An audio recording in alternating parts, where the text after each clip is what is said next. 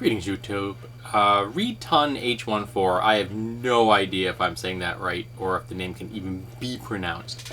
Asked me to do a video about constructs. In particular, constructs in Dungeons and Dragons. And what I thought about them. Well, I pretty much guess I could break this into two sections. One is using constructs as monsters and or NPCs, and using constructs as player characters. Now, I've always been a fan of constructs as monsters, because they are one of the few sensible monsters for long-term dungeons. So when your player characters are breaking into the an undiscovered tomb, constructs are a good enemy for them to meet because they can be there forever. And these constructs could be, flesh golems or stone golems or robot-like things, kind of stuff that the Dwemer use in Skyrim, that kind of thing. So they can be in place for millennia, and then they can be functional once the PCs show up. Because the player characters may ask you, okay, we just broke into this dungeon, why are there living things here? Which is a little different than, say, they break into a new tunnel system, especially a live tunnel cave complex, because that could make sense that there is some life forms down there, and let's face it, your average person doesn't know a whole lot about cave systems now, do they? But when they're going into long-forgotten tombs, constructs are a good monster to use, along with undead. For that same reason, there is no upkeep. You don't have to worry about where do the constructs sleep, where do they poo, things like that. Whereas in their recreation areas, they're just there waiting to do their gig. And you can build constructs into a setting in a way you can't do with undead, because you can have them become part of the architecture. They can blend in with the background. They can be things that look like bas reliefs. They can be things that look like columns. They can be things that look like parts of machines. And if you don't go with a humanoid robot style, if you go with a much more utilitarian design, like some of the things that you do see in Skyrim, then you can very much blend them in perfectly with long-forgotten, rusty, or dusty machines, things like that. So I think that they're excellent. Now, as far as, say, animated objects are concerned, which are constructs, I think that the D&D system kind of falls down there. If you look at the spells for animating object, then you look at the challenge rating on the monsters that are animated objects, how do you make them? There's a disconnect between the spells, how the spell animated object works, and how the animated objects actually exist in the game. In addition, there's the line between I, for example, consider skeletons and zombies to be nothing more than animated corpses.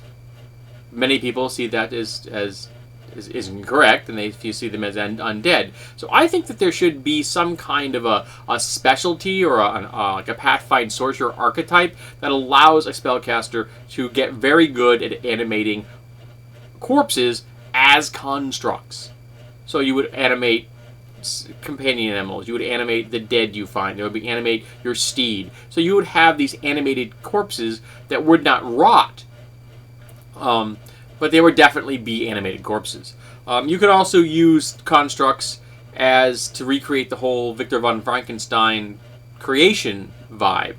Radiant does that really well with the Medicant. The Medicant can be Florence Nightingale or Victor von Frankenstein. It can be all about cutting the body parts out of fallen foes and then retrofitting them. I have a fly in the room. Retrofitting them into your companions or into other creatures in a very cyberpunk kind of vibe. And think about a sorcerer that could take the body parts of fallen foes and build them into his servants. That would be awesome. That's got a lot of flavor to it. So I like the whole idea of constructs, golems and things like that, and robots and things, or magical robots, as companions and as opponents and as long-forgotten guardians of tombs.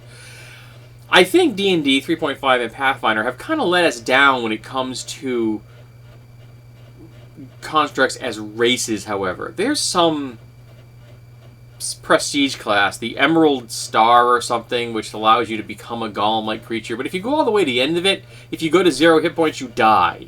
It's the dumbest thing I've ever seen. Who the heck wants to play in a high-level campaign where if you ever go below 0 hit points, your character dies? That's just nuts. But like Warforged are interesting, but you have to dump a lot of feats into that Warforged, your racial characteristics, to really become a really great construct. And I don't like that. The Radiant game handles the War Mech a little different because every single race in the Radiant game essentially has a parallel racial track along with their character class track. So they're picking up racial abilities. Every race is picking up racial abilities along the way, so you can really tailor yourself to becoming the type of War Mech you want to over the course of your character's career. I like that. There is a class in Thunderscape, the world of Aiden, which is called the Golemoid, which is about turning an organic person, you or me, into a golem.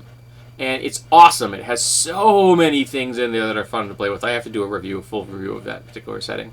But the problem is, it's a racial class. You are taking the class and you are building yourself into a golem. That is your entire class's path.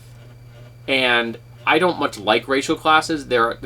For example, the Shifter in Radiant is awesome, but it bothers me that you can't play a Druid Shifter in that game, or you can't play a Sorcerer Shifter. You're playing a Shifter. You're playing a creature, a person that turns themselves into a monster. And in Thunderscape, you're playing the Golemoid. You're playing a person that turns themselves into a golem. I like the idea of why can't you play a Golem Druid? Why can't you play a Golem Bard? Why do you have to play just the Golem to get all the cool things you really should as a Golem, or why do you have to do that with the Shifter class to get all the cool monster abilities that you should just by playing a race that is that like that? So these racial classes let you have a lot more bang for your buck as far as your race is concerned, but at the sacrifice, you cannot play a class. And that bugs me. And I haven't seen a good implementation of a construct race in Pathfinder or 3.5. So, anyone out there who can point me to one, actually, if you can point me to any system that really does constructs well as player characters, that lets you also have the same slew of options that every other race in the game has, that you're not playing a racial class, I would love to hear about it. So, I'm a little disappointed the way D&D in particular, Radiant, Pathfinder, have handled, well, not Radiant so much, the whole idea of playing constructs. You should be able to play a construct race and have a class at the same time, and you can do that in Radiance. The game is structured different, though. It has the advantage of having a parallel class track and racial track all the way from 1st to 20th. Most games don't have that. Also, Radiance, each class has fewer abilities in some ways than some of the other classes do from, say, 3.5 or Pathfinder. So there's a, it kind of works itself out. So I want to know what you think about constructs. I want to get construct conversation going on here. Let's construct a construct conversation. I love alliteration. So I want to know, where's your favorite construct rules? Have you used constructs well? Do you think that having a class that specializes in making animated corpses as constructs would be interesting? Would that be something that you might be considered playing, or would you consider using it as a GM? It's a nice vibe if you, for example, if you animate a corpse as it looks like a zombie and throw it at player characters, they can't turn it. It freaks them out because they can't turn it, because it isn't undead. It's just a construct. It's an animated object. So I've used that before. So tell me, do you think any of these ideas have merit? Do you like to use constructs? Are golems your favorite varieties, or do you like the more robotic type? Do you like snow golems, that like the first kind of golems that any spellcaster creates? Ice golems, again, environmentally themed things like that. Do you like wood golems, stone, flesh? There's so many different kinds of golems. It gets a little silly sometimes. There was a brain golem, I think, in one of the second edition AD&D books, which I thought was always kind of a little weird. It was supposed to be something that the Illithids came up with. But why the Illithids would make a golem out of food, I'm not quite sure. So tell me your thoughts on constructs. I want to know.